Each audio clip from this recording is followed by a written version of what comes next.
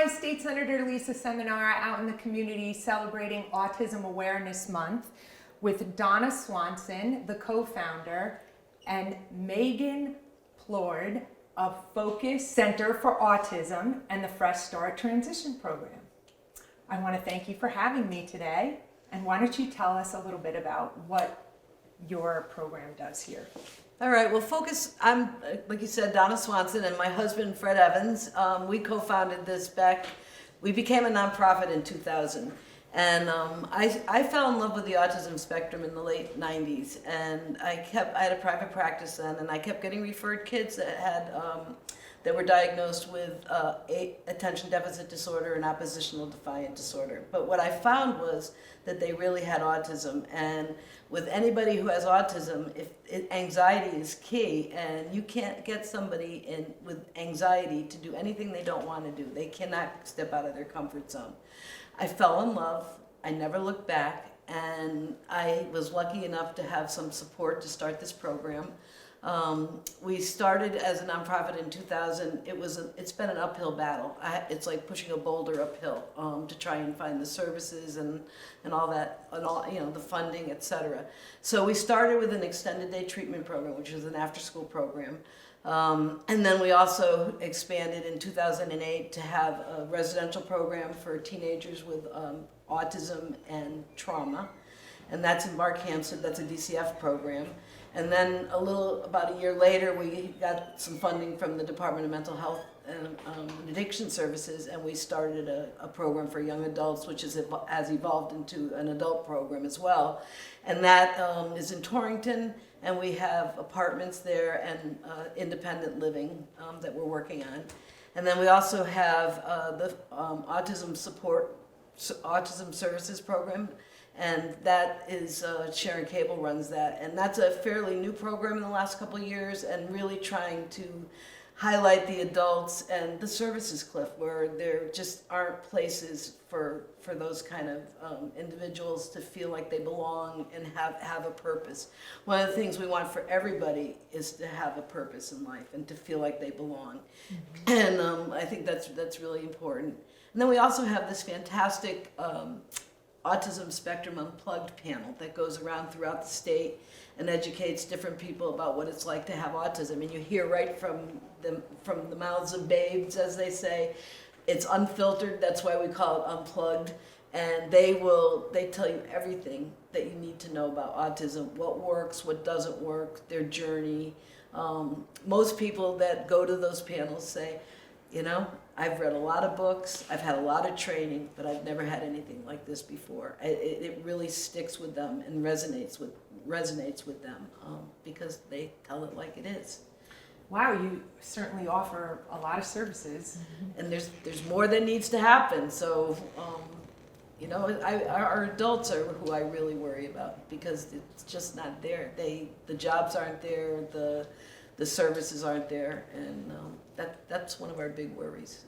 So what do you think can make that situation better? How can we improve that situation? I think finding employers that would like to take a chance on some of these guys. They're very loyal, very hard workers. They very rarely miss a day. Their attendance is almost perfect. But being willing to take a chance, and yeah, they're a little quirky sometimes, but they're really hard workers, and they're good for business. Mm-hmm. We've had some graduates from here that when they first came here they couldn't do anything. One now has a PhD in chemistry. Wow. One works for as an archivist down in Washington D.C. We have kids that have done amazing things, and we do call this the Hotel California because people come here and they don't really ever leave. They stay in contact. I still have contact from people from 20 years ago, 23 years ago. That's amazing. Yeah. That really is amazing. And I agree with you. Yeah. Just so you know, I put forth some legislation this session just to do, as you said, to encourage employers to hire people with disabilities, because I feel like it's an untapped market. Absolutely. You know, throughout this session, we've talked about over and over again how there's a workforce shortage. And I've said over and over again, you're missing a population that is available that would be totally dedicated to whomever's willing to give them a shot.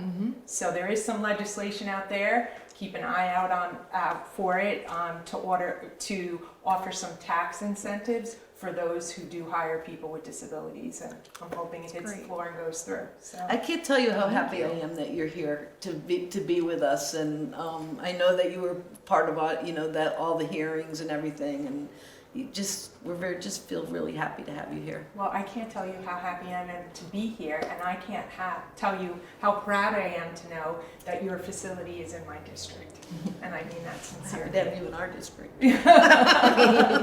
So why don't you, Megan, tell us a little bit about the school? Sure, yes. So the Fresh Start School was an evolution of, the programming that Donna and Fred had started in the beginning. It really just grew and grew and grew, right?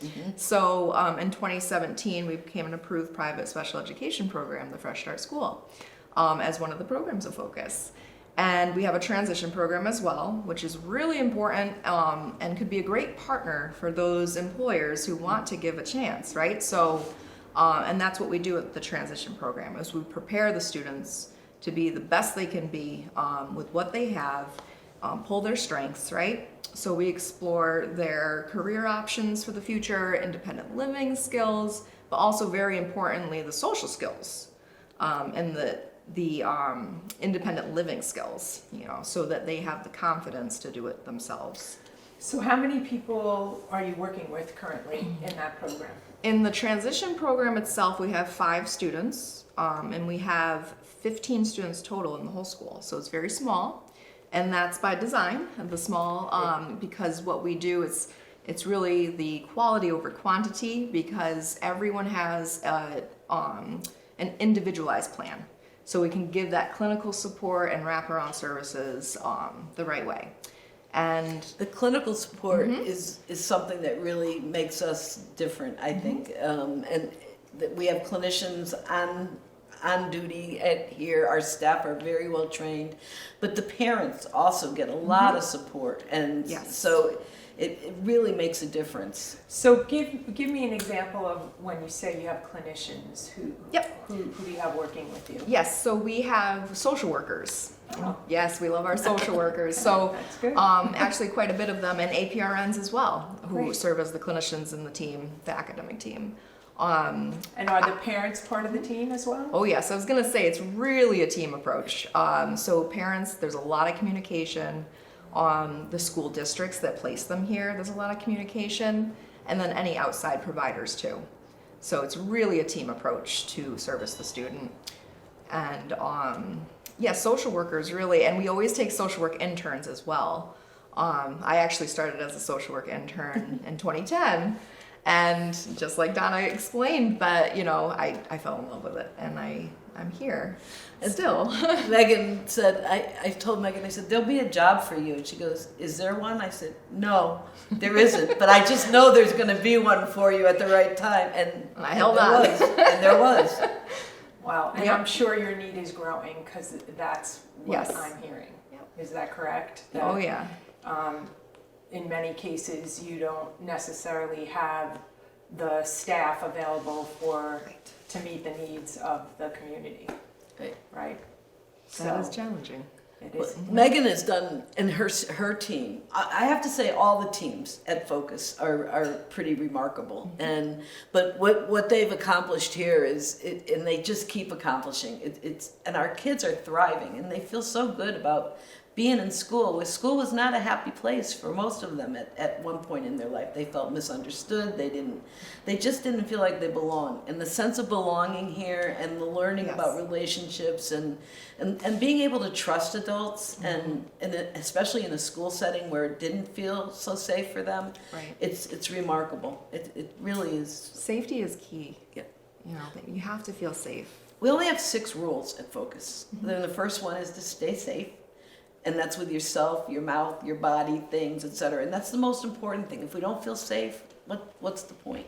The second one is to follow directions, because I want you to do what we're asking, not like run out in the road, and when I say stop, say, why? I want you to just do what I say. The third one is to have a good attitude, and we say to them, that's completely in your control. That glass is half empty or half full. How are you going to choose to take a look at this? And the fourth one is to have respect. The fifth one is to take responsibility. And the sixth one is to have fun. So if you do all the first five, you just kind of slide into number 6. Well, that's kind of rules that we can all live by, Right, whether the we have rules for life. autism or not. Right? The rules for life. I invented them too. There you go. There you go. So I know that there is a shortage of trained individuals, but do you take on any volunteers? We do. We So certainly can do. you tell me Interns, what maybe a volunteer, how Yeah. somebody can be a volunteer? or Absolutely. What they might do. Yes, absolutely. So we always do take volunteers and interns for social work and other disciplines as well. If someone is interested in volunteering or getting involved, they can go to our website, focuscenterforautism.com, and .org is it? Sorry. Things Anyway, change. they can go to our website, Focus Center for Autism, it'll pop up.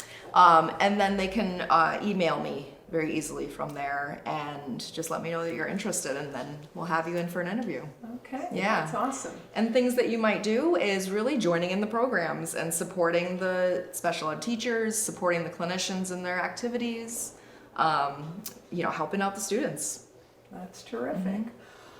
Can you just refresh people's memory or even educate people as to where you're located? I did mention that we're in Canton, but can you just... The school is in Canton, 126 Dowd. Okay. All right. And then one of our group homes is in Barkhamsted. Yeah. That's the one for teenagers through 21. And then Torrington is where our other programs are. Okay. And then we do Zooms and different kinds of, we have parent support groups that Zoom seems to work for that. Wow. Yep.